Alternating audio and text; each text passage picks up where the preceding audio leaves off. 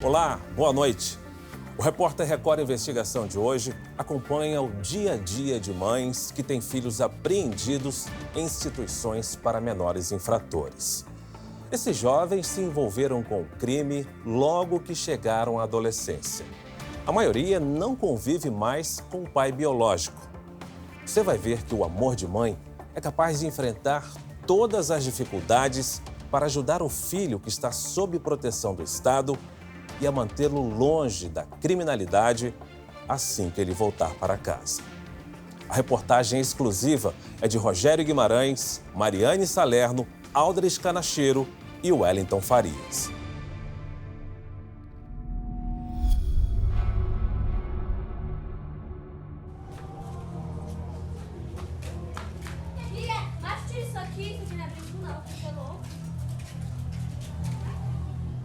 A pele machucada, os órgãos lesionados, Foi. furos profundos. Ele levou 25 furados nas costas, levou uma embaixo do coração. E a maioria foi aqui nas costelas, a maioria foi nas costas. Que foram 14. 14 pessoas que agrediram eles. Essas são as marcas sofridas pelo filho da Dona Rosa. Um adolescente atacado em 2019 dentro de uma unidade para menores infratores em Fortaleza, no Ceará. Invadiram a cela do seu filho, onde ele ficava com outro interno, e partiram para cima dos dois. Partiram para cima dos dois. Sem motivo, né? Porque eles não conheciam ele, só por causa de território mesmo, né? O filho da Dona Rosa tinha sido transferido para esta unidade havia só 2 semanas, quando foi atacado por outros internos lá dentro. Ele cumpria a medida socioeducativa numa outra unidade e lá completou 18 anos. Por isso foi encaminhado para cá. Aqui ficam internos de 18 a 21 anos. Depois do ataque, o rapaz passou 8 dias no hospital. Eu acho que não era o dia dele mesmo, porque a pessoa que leva 25 furadas e não morre, né? O outro interno atacado não resistiu. Eles mataram ele, né? Arrancaram o olho, todo, o rosto todo furado, todo horrível. Rosa conheceu a mãe desse menino. Ela pirou, porque como ele era o mais velho dela, hoje em dia ela até é meio... O pessoal diz que ela ficou meio perturbada. Mas fazer o quê, né? Só rezar para melhorar. O que a senhora está sentindo? Às vezes eu sinto muito aperto no coração. Não, graças a Deus, meu filho sobreviveu, né? Eu não gosto de falar muito nessa mãe, porque a gente sente muito como se fosse ela, né? Que como fosse meu filho, né? Quem pode falar sobre a sensação de luto é essa outra mãe que prefere esconder a identidade. Tem dia que a gente pensa em tudo que aconteceu. É assim meio difícil de acreditar. Muito difícil. Há 10 anos, o filho mais novo dela cometeu um assassinato. Nessa época não tinha... A gente não via falar em facções, né? Mas sempre tinha as rivalidades, né, das ruas com as outras ruas, né? Deram uma arma a ele, né? E ele acabou atirando e pegou em um dos rapazes lá dessa outra rua lá. Aí o rapaz faleceu. Seu filho tinha quantos anos na época? Não sei se ele tinha uns 14, 15 anos. Ele foi apreendido muitas vezes nos anos seguintes. Começava tudo de novo, né? Sair com os meninos, por aí usar droga, né? Que era o pior. A mulher diz que em 2017 o filho estava arrependido. Mas um dia, ao acordar, a mãe recebeu a pior de todas as notícias. Tinha dito, ó, mataram teu filho, tá lá em tal canto. Aí eu mesmo assim, eu não acreditei, né? Uma foto e um vídeo nas redes sociais confirmaram. Eu vi a foto, né, dele amordaçado, porque era só um print dele no chão, na poça de sangue. Mas no vídeo o pessoal sempre fala que tinha eles falando um monte de coisa, né, e cortando. A polícia só encontrou o corpo 2 dias depois.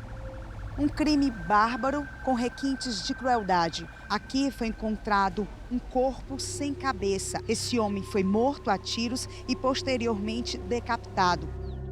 No sábado, na beira da estrada, queimado. Eles queimaram. O que me revolta mais foi isso, sabe, eles ter queimado o corpo do meu filho. Porque não teve velório, né? Foi direto do ML para o cemitério, né? Pouca gente foi também, porque no dia, na semana, todo mundo estava trabalhando. Por causa da demarcação de territórios por facção aqui na periferia de Fortaleza, as famílias de menores apreendidos vivem uma tensão permanente. Um medo que existe principalmente depois que esses meninos ganham liberdade. Pisar em território inimigo pode ser uma sentença de morte.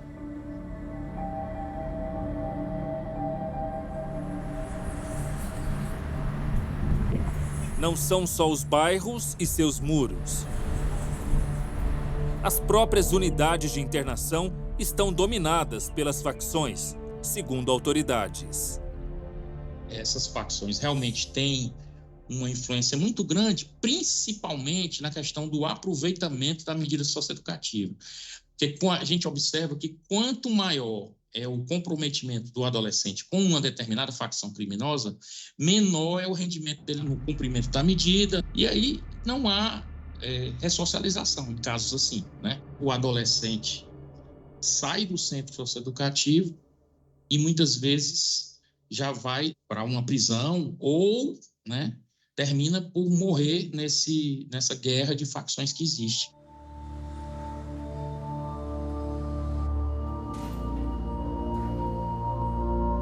A pedagoga Alessandra Félix confirma.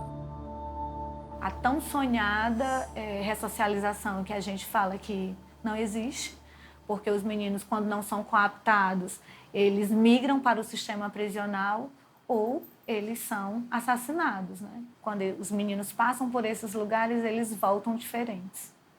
E como voltam? Em todo o estado do Ceará, existem 19 unidades para menores que cometem atos infracionais. A maior parte fica na região metropolitana de Fortaleza. Atualmente, são 760 internos, que têm de 12 a 17 anos.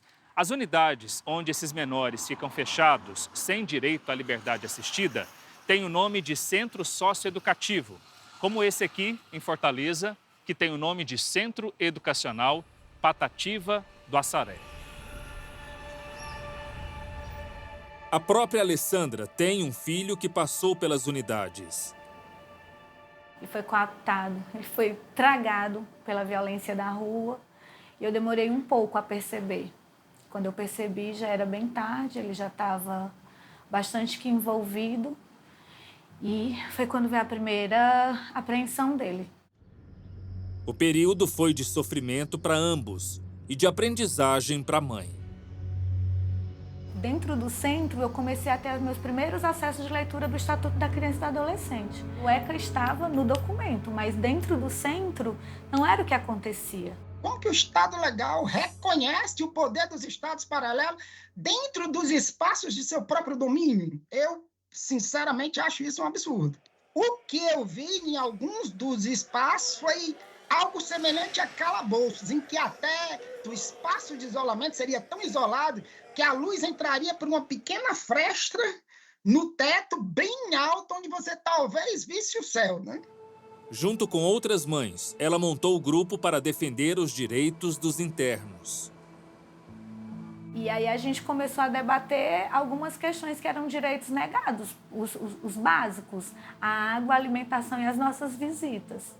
E aí foi um período bem duro aqui em Fortaleza, que foi um período de rebeliões severas, né? Durante a passagem do seu filho por internação, aconteceu rebelião? Muitas.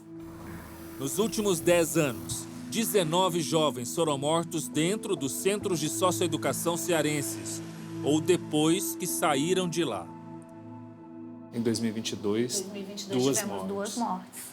Dentro da unidade? Com requintes de crueldade. E isso tem muito nos preocupado. Durante brigas entre eles, um acabou matando o outro. Sim. O atual governo afirma que a situação nas unidades melhorou nos últimos anos. Todas essas situações que tiveram recentes, elas não foram frutos de tumultos ou de rebeliões, e sim de situações de conflito entre os jovens. Mas as famílias denunciam que os jovens continuam sofrendo violência. Eles apanham lá dentro? Olha, a gente tem históricos de mães que trazem pra gente que sim. Seja por um mau comportamento, né? Seja por um desrespeito que tenha cometido com um dos orientadores e que, regra de vezes, é, de fato, o espancamento. Uma mãe confirma que encontrou o filho com marcas de agressão em uma unidade no mês passado. Ele estava com essa parte aqui do rosto roxo. Aí ele falou que o agente entrou lá na sala onde ele estava, né? Aí falou uma coisa banal, né? Assim, você é bichão mesmo, né? Aí o disse que riu. Quando ele riu, ele deu um murro na cara dele. O sócio-educador lá falou que ele tinha auto-se batido com o joelho. Só que não tem como é que uma pessoa vai se auto-se bater estando algemada, que nem ele disse, falou que estava, né? Não tem condições. Essas situações tratam de situações pontuais, do qual a própria gestão da superintendência e o governo do estado tem buscado alternativas para que esse tipo de situação não ocorra. Todos esses relatos, eles são apurados pela corregedoria e os agentes envolvidos são responsabilizados e são afastados.